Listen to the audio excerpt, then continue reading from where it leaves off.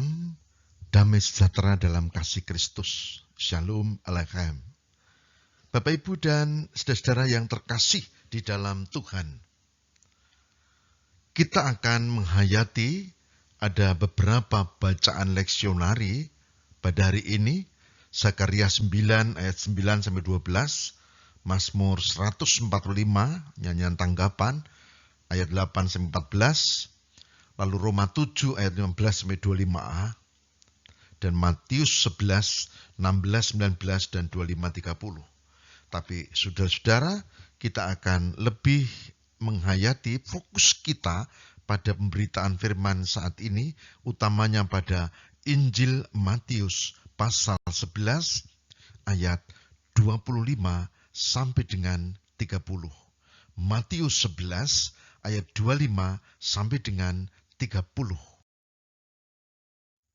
Ibu, Bapak, dan saudara-saudara yang terkasih di dalam Tuhan, berdasarkan bacaan Injil, fokus pada Injil Matius 11 ayat 25 sampai dengan 30, maka saya memilih untuk mengangkat satu tema, yakni menanggapi ajakan juru selamat.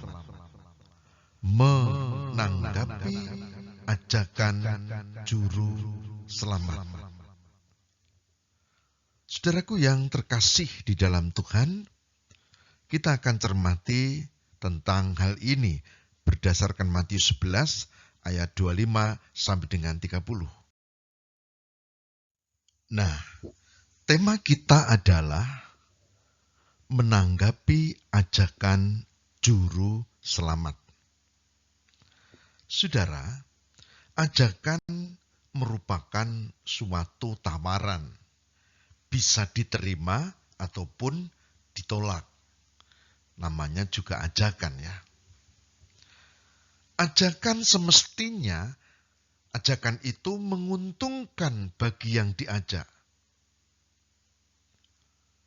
Bagi yang mengajak, pasti ada alasan tertentu. Karena biasanya ajakan pertama-tama ditujukan kepada orang-orang terdekat yang dikenal.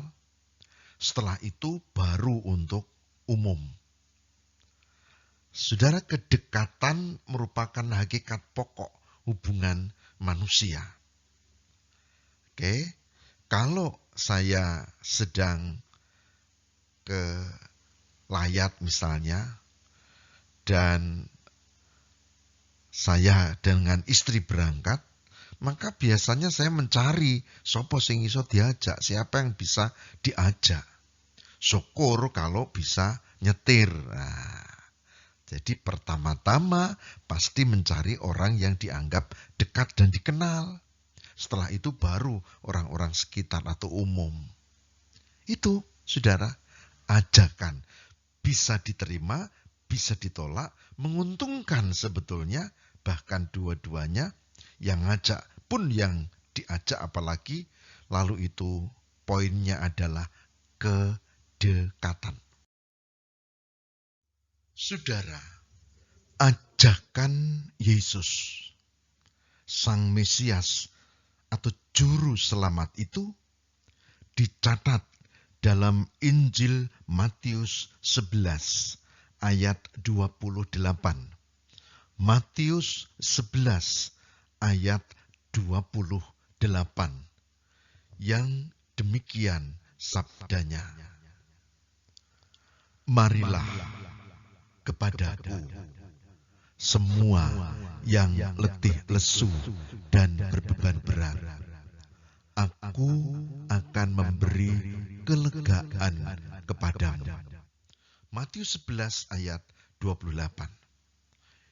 Saudara, Mesias, Yesus Kristus, Isa Al-Masih mengundang supaya orang-orang bertobat yang letih lesu, berbeban berat, karena akan mendapatkan pertolongan, penyelamatan, pembebasan, dan berkat.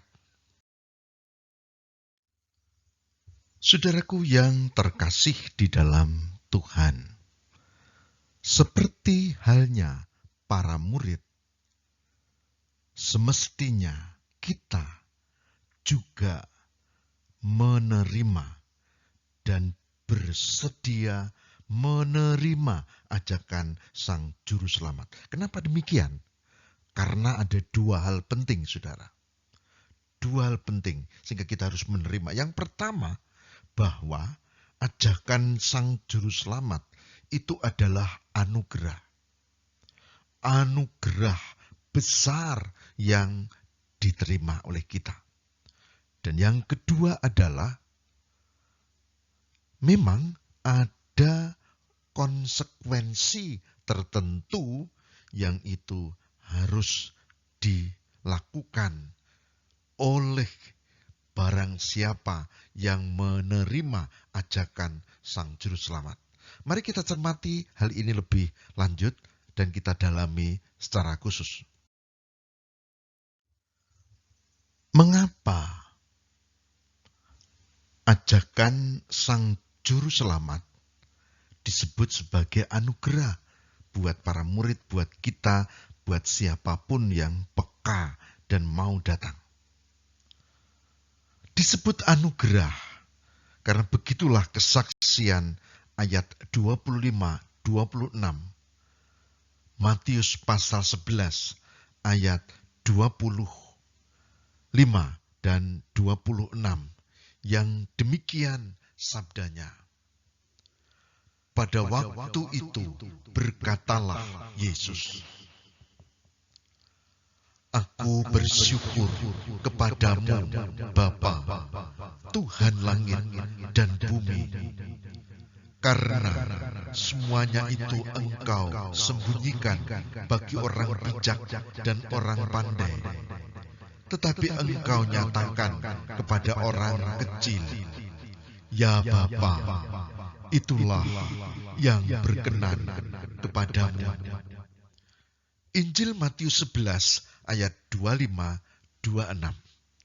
Jadi saudara, jelas itu anugerah karena pilihan Tuhan terjadi dan diberikan kepada para murid termasuk kita. Anugerah, bukan kebetulan, tapi anugerah Tuhan. Saudara yang terkasih, kalau pertama tadi disebut bahwa ajakan Juru Selamat itu merupakan suatu anugerah. Pada bagian kedua ini, yang terakhir ini, pada ayat 28, 29, 30,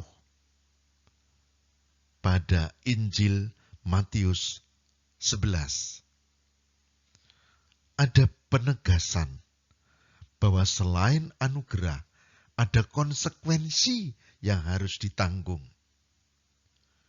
Yang pertama dikatakan, marilah kepadaku semua yang letih lesu dan berbeban berat. Marilah kepadaku. Yang kedua, aku akan memberi kelegaan kepadamu. Itu sebuah janji yang indah. Yang ketiga, pikulah kuk yang kupasang. Dan yang keempat, belajarlah padaku, karena aku lemah lembut dan rendah hati, dan jiwamu akan mendapat ketenangan. Sebab kuk yang kupasang itu enak, dan bebanku pun ringan. Perhatikanlah saudara, konsekuensi itu ada 4. Marilah kepadaku berarti undangan untuk datang dan fokus pada Yesus. Aku akan memberi kelegaan, berarti kita harus membuka diri dalam pertobatan, menerima anugerah supaya tenang dan lega. Pikulah kuk yang kupasang. Saudara, kuk itu alat yang dipakaikan pada lembu, ya, kalau dia harus bekerja dan biasanya berpasangan juga dengan lembu yang lain. Kuk ini dibuat sedemikian rupa sesuai ukuran dari lembu atau sapi yang mengenakannya. Dan kuk ini merupakan piranti yang membuat dia bisa menarik pedati atau beban apa yang harus menjadi tugasnya. Nah, kuk ini bicara tentang ketaatan. Jadi yang pertama itu undangan untuk datang dan fokus. Yang kedua itu sebuah pertobatan untuk buka hati di hadapan Tuhan. Maka yang ketiga bicara tentang kuk ini, bicara tentang ketaatan. Atau lebih tepatnya panggilan tentang ketaatan. Sementara yang keempat, saudara, belajarlah padaku, karena aku lemah lembut dan rendah hati, dan jiwamu akan mendapat ketenangan, sebab kuk yang kupasang itu enak, dan bebanku pun ringan. Saudara, belajarlah padaku. Kata Tuhan, itu berarti kita memang punya konsekuensi untuk belajar. Belajar pada siapa? Belajar pada Yesus. Tentang apa? Tentang lemah lembut, rendah hati, visi, dan hal yang menjadi tugas kita sebagai pengikut Kristus. Saudara, ini poin-poin penting, konsekuensi yang harus kita lakukan. Dengan demikian, saudara, ada 4 konsekuensi yang harus ditanggung oleh para murid, termasuk kita yang menjadi pengikut Kristus juga. Konsekuensi yang pertama, hendaknya para murid dan kita sedia datang, fokus pada Yesus. Kita sering salah fokus ya. Kalau ada yang membentangkan kain putih, lalu ada noda kecil di tengah, maka dengan cepat kita mengatakan, wah, kainnya bagus tapi ada nodanya. Ya, yang dilihat itu nodanya, fokus masalahnya. Nah, tidak melihat yang lebih luas. Nah, konsekuensi pengikut Kristus adalah datang dan fokusnya pada Yesus dan bukan pada diri sendiri, bukan pada masalahnya sendiri, bukan pada persoalan keluarga, tapi fokus pada Yesus. Nah, kelihatannya indah ya, enak ya, tapi ini tidak mudah, saudara. Nah, yang kedua, konsekuensi yang kedua adalah sedia bertobat, membuka diri supaya mengalami kelegaan dan seterusnya. Ini juga sama, kelihatannya mudah gitu. Kelihatannya gampang, tapi ini juga tidak mudah sebetulnya. Karena membuka diri, bertobat di hadapan Allah itu membutuhkan keberanian, kejujuran, ketulusan, dan pimpinan roh. Yang ketiga, konsekuensi yang ketiga, sedia untuk taat. Taat. Tadi sudah saya katakan bahwa kuk itu adalah simbol ketaatan. Taat kepada Tuhan di dalam Yesus Kristus.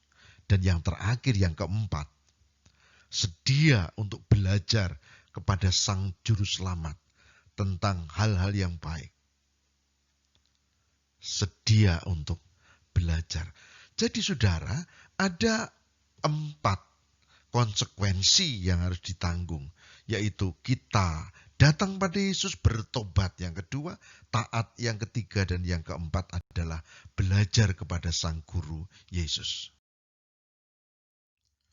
Nah, sekarang menjadi jelas dan gamblang di bawah tema menanggapi ajakan Juru Selamat berdasar pada Matius 11 ayat 25 sampai 30.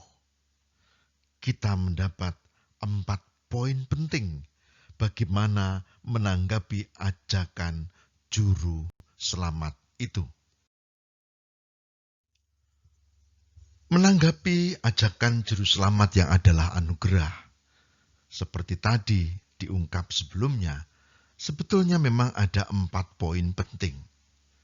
4 poin penting untuk menanggapi ajakan juru selamat. Yang pertama adalah datang. Datang kepada Yesus, bukan menjauh. Kalau kita punya persoalan, kalau kita punya masalah, kalau kita punya beban, dan kita malah tidak datang pada Yesus, salah. Justru harus datang. Datang. Ini konsekuensi kalau kita mau menerima anugerah dari Tuhan melalui Yesus Kristus, Juru Selamat kita. Maka yang pertama yang kita harus lakukan adalah datang pada Yesus. Yang kedua, tobat, bertobat.